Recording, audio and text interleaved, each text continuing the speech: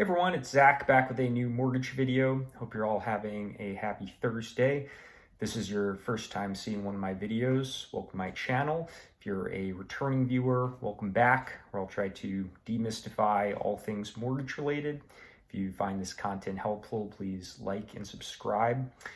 So today I wanted to talk about the possibility of a housing bubble. There's an article that I just read that said that 70% of Americans believe we are in a housing bubble.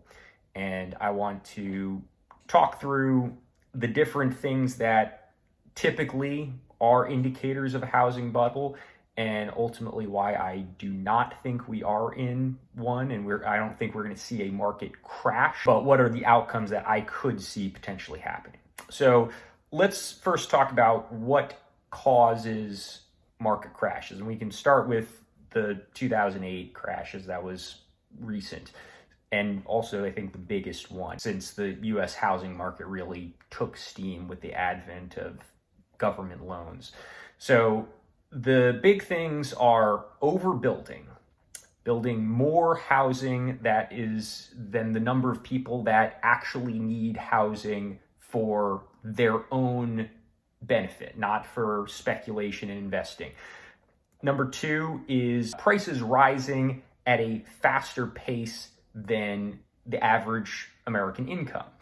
Number three is lending practices, guidelines, and the ability to get loans becoming easier. So with 2008 leading up to that, all three of those elements were absolutely present, and especially the third one. The lending practices were very, very loose. There was also, this one doesn't get talked about as much, but there was also a glut of construction because prices were rising, because there was this huge demand fueled by very loose lending practices. Builders were building at an extreme rate and ultimately building more than the population was growing.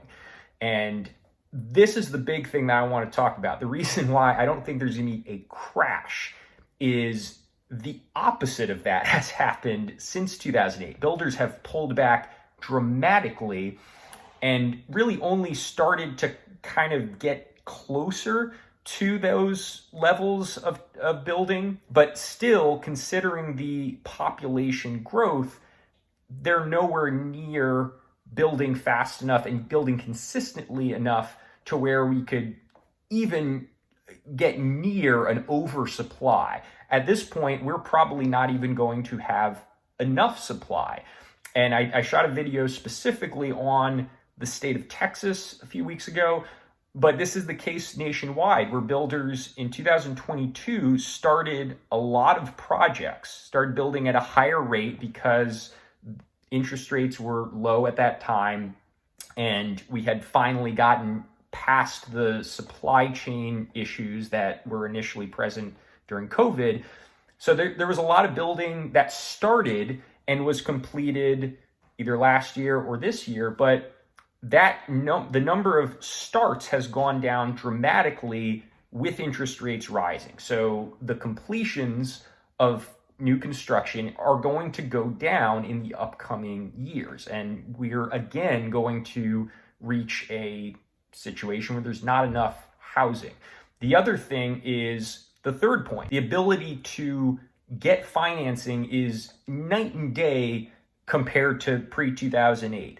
And yes, there are down payment assistance programs. There are ways to do 0% down loans. There are adjustable rate loans, these kind of buzzwords that you hear thinking of 2008. But a big difference is, in order to do a 0% down payment loan, you have to have good credit. Underwriters are going to pick apart your income on these standard government loans, and even for non-QM loans, which are a small percentage of the total loans being done, yes, you can qualify without any verifiable income on like a DSCR loan, but you need really good credit and you need a high down payment to do that. You're not going to be able to buy a house with zero down, 400 credit, and no verifiable income like you could pre-2008. Now, the one thing I will say I think is somewhat present is the second factor, where the prices have increased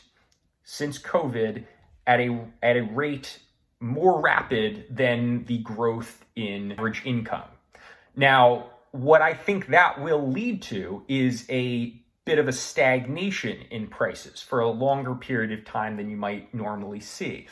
And the other factor here, and this is the big thing to note, since the peak of the COVID boom, prices have come down already, nowhere near where you could consider it a crash, but they have corrected to some degree, but it's really just the same level that the increase of interest rates has led to a higher average monthly payment. So if, average price goes down 10% because the average cost due to higher interest rates is up 10%, that's not really anything noteworthy. That's just naturally going to happen.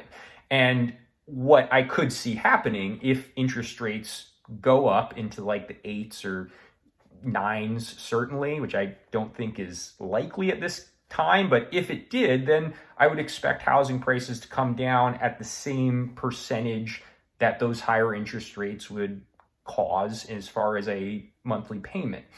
But outside of that, I don't see any scenario where housing prices go down in a dramatic way unless one of those two things, the first and third thing that I talked about, changes, where builders start building at a really high rate again, and if lenders really loosen their guidelines and make it a lot easier to access capital. If you have any questions or comments, shoot them below, or feel free to call, text, or email me.